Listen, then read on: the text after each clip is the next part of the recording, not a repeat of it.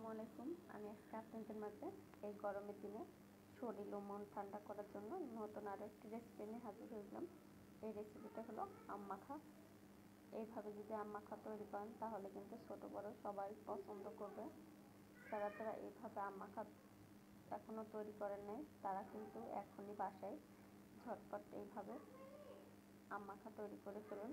এটা খাইতে কিন্তু দুর্দান্ত স্বাদ হয়। তো দেখুন আমি এখানে গাছ থেকে তরতাজা আম পেড়ে কিন্তু ভালোভাবে কেটে ধুয়ে নিচ্ছি। নেওয়ার পরে কিন্তু শিলনোড়ায় থেতো করে নিচ্ছি।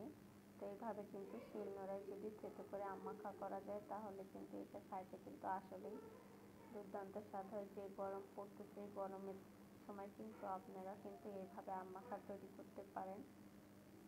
এতে আপনার মনও ঠান্ডা হয়ে যাবে।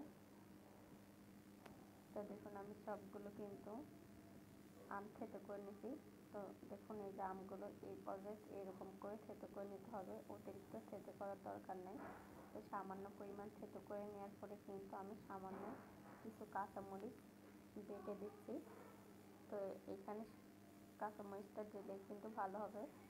আম মাখায় আপনারা কাঁচামরিচ দিয়েই আম মাখাটা তৈরি করার চেষ্টা করবেন, তাহলে কিন্তু ভালো হবে।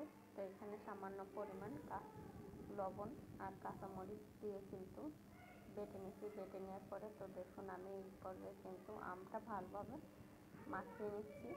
তো এইভাবে আম মাখা বাসায় একবার হলেও তৈরি করবেন। তো দেখুন এই যে এই পর্যায়ে কিন্তু সবগুলো আম এইভাবে মাখিয়ে নিচ্ছি। তো দেখুন এটা মাশাআল্লাহ দেখতে কিন্তু অনেক লোভনীয় হয়েছে, আর এটা কিন্তু খাইতে অনেক দুর্দান্ত স্বাদ হয়েছে।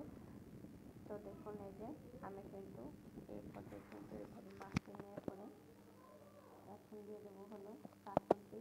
তো কাঁচালতি কিন্তু আম মাখা যদি কাঁচালতি না দেওয়া হয় তাহলে কিন্তু ভালো হয় না। তো আম মাখায় কিন্তু কাঁচালতিটা দেওয়ার চেষ্টা করবেন। আল্লাহ হাফেজ, আসসালামু আলাইকুম।